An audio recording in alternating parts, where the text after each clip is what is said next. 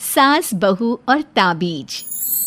सुप्रिया का रोज किसी न किसी बात पर अपनी बहू तारा से झगड़ा होता ही रहता।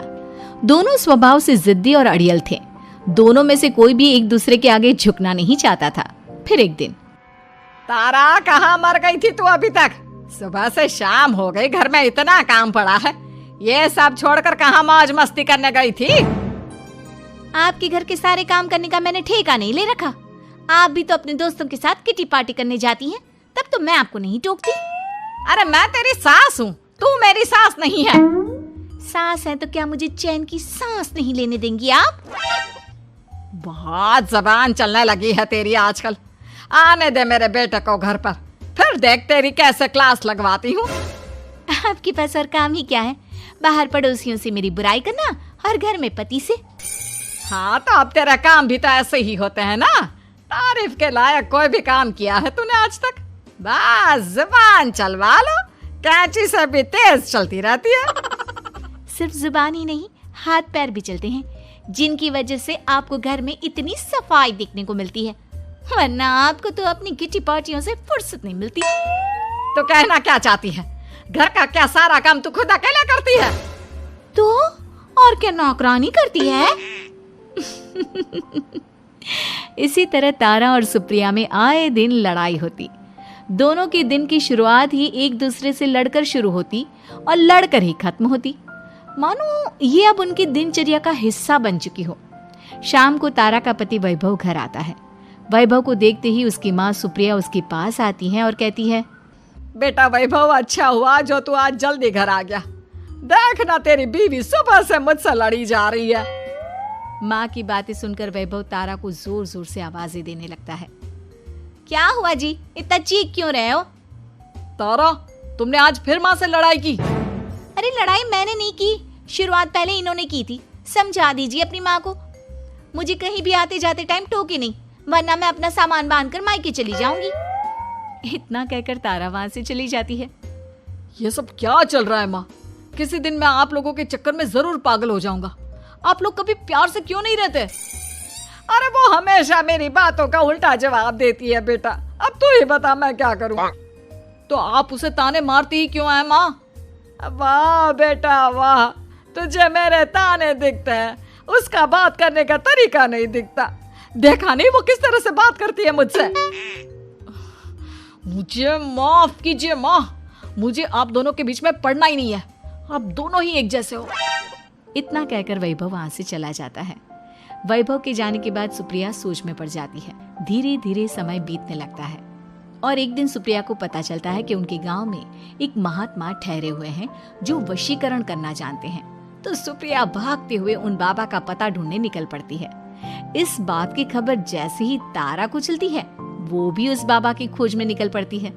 अगले दिन सुबह, आज तारा और सुप्रिया दोनों ही बहुत अच्छे मूड में होती है। ना सुप्रिया तारा को देखकर कोई ताना मारती है, ना तारा अपनी सास से बेवजह उलझती है। दोनों मिल बांटकर रसोई में काम करती हैं। भाई तारा, जरा मुझे वो चाय पत्ती पकड़ाना।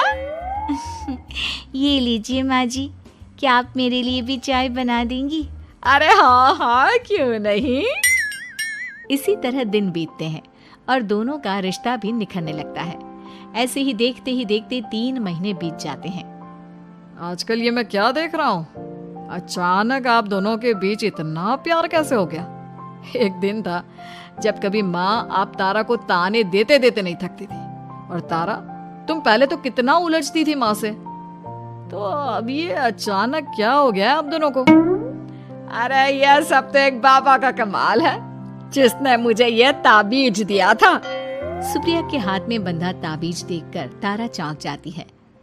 ये ताबीज तो उस बाबा ने मुझे भी दिया था, आपको अपने वश में करने के लिए। इसका मतलब तू भी उस बाबा से मिलने गई थी? आपकी हरकतों की वजह से ही मुझे जाना पड़ा था। ये सब क्या चल रहा है? मुझे तो आप लोगों की कोई भी बात समझ में नहीं आ रही। सुप्रिया वैभव को सारी बात बताते हुए कहती है, अरे जैसे ही मुझे पता चला कि हमारे गांव में जाने माने तांत्रिक बाबा आए हुए हैं जो वशीकरण करना जानते हैं, तो मैं बिना देरी किए उनके पास चली गई और बहू को अपने वश में करने की इच्छा उनके सामने रखी, जिससे ये मेरी हर बात माने। बाबा, मैं अपनी बहू से बहुत दुखी हो चुकी हूँ। वो मेरी एक बात नहीं मानती। आप कुछ ऐसा कीजिए बाबा जिससे मेरी बहू मेरी हर बात मानने लगे। पहले आप मुझे अच्छे से बताइए, आपको अपनी बहू से आखिर परेशानी क्या है? बाबा वो मुझसे कभी प्यार से बात नहीं करती। मैं उसे एक बात सुनाती हूँ तो वो पलट कर 4 बातें सुनाती है। आप कुछ ऐसा कीजिए ना जिससे मेरी बहू सारी बातें मानने लगे। बाबा सुप्रिया की बातों को ध्यान से सुनते हैं और उसके बाद सुप्रिया को एक काले रंग का ताबीज देते हुए कहते हैं, ये ताबीज तुम्हें अपने गले में पहनना है और जब तक मैं ना कहूँ तब तक इसे उतारना मत। तो क्या इस ताबीज की मदद से मेरी बहू मेरे वश में हो जाएगी? सिर्फ वश में ही नहीं, इस ताबीज के कारण तुम्हारी बहू तुम्हारे आगे पीछे भी घूमने लगेगी। लेकिन बस तुम्हें कुछ काम करने होंगे। कैसा काम बाबा जी? तुम्हें अपनी जुबान पर काबू रखना होगा। उससे जो भी काम करवाना हो हमेशा प्यार से बात करनी होगी। धीरे धीरे वो तुम्हारी मुट्ठी में आ जाएगी। अरे ठीक है बाबा जी, जैसा आप कहेंगे ठीक मैं वैसा ही करूंगी। तारा ये सब सुनकर चौंक जाती है। ऐसा ही कुछ तो मेरे साथ भी हुआ था जब मैं उस बाबा से मिलने गई थी। बाबा जी, मैं अपनी सास से बहुत तंग आ चुकी हूँ। वो हर रोज़ किसी न किसी बहाने मुझसे लड़ती रहती हैं। आप प्लीज़ कुछ ऐसा करिए ना जिससे मेरी सास सुधर जाए और मुझे बेवजह टोकना बंद कर दे। तारा की ये बातें सुनकर पहले तो बाबा सोच में पड़ जाते हैं। उसके बाद वो तारा को भी काले रंग का ताबीज पकड़ाते हुए कहते हैं, ये लो बिटिया, इसे अपने गले में पहन लो और जब तक मैं तुम्हें इसे उतारने के लिए ना बोलूं तब तक इसे उतारना नहीं। इस ताबीज को पहनने से तुम्हारी सास तुमसे प्यार करने लगेगी और दिन रात तुम्हारे आगे पीछे घूमेगी। ये सुनकर तारा बेहद खुश हो जाती है।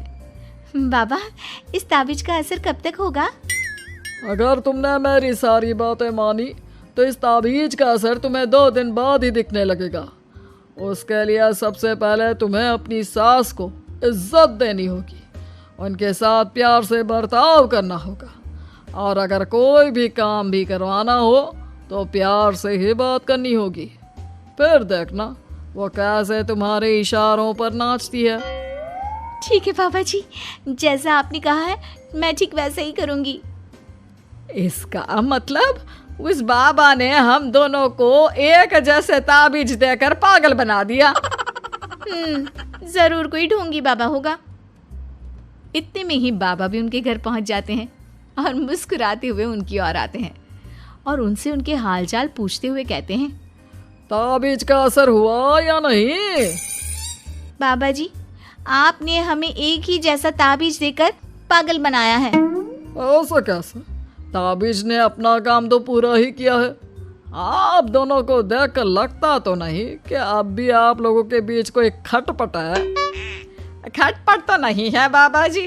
अब तो मेरी बहू मेरी हर छोटी बड़ी ज़रूरतों का ख्याल रखती है, मेरी सेवा करती है।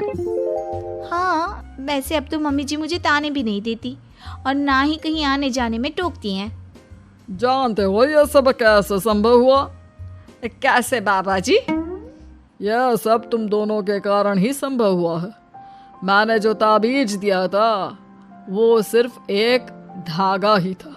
ये चमत्कार तो तुम दोनों ने अपनी जुबान पर संयम रखकर प्यार और संयम के साथ काम करके किया है। बिटिया, कुछ कमी तुम्हारे अंदर थी तो कुछ कमी तुम्हारे सास के अंदर थी। इसीलिए तुम दोनों को सुधारने और तुम्हारी गलती का एहसास कराने का यही एक रास्ता था। बाबा की ये सारी बातें सुनकर सुप्रिया और तारा एक दूसरे की ओर देखने लगते हैं। अब उन दोनों को अपनी गलती का एहसास होता है। शायद आप सही कह रहे हैं बाबा। मैंने कभी अपनी बहू को समझने की कोशिश ही नहीं की। मैंने भी तो कभी आपकी उम्र और ओहदे का लिहाज नहीं किया और जो जब मन में आया बोलती चली गई। हो सके तो मुझे माफ कर देना मम्मी जी।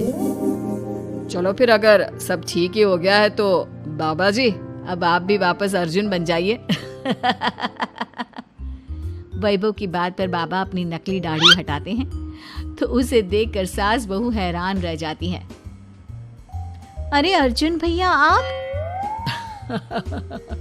हाँ भाभी, आप दोनों के रोज रोज वाले झगड़ों से परेशान होकर एक दिन मेरे इस दोस्त ने एक प्लान बनाया और मेरी मदद मांगी, तो मैं इनकार कैसे कर सकता था। और देखिए आज उसका नतीजा हम सबके सामने है। सब जोर जोर से हंसने लगते हैं।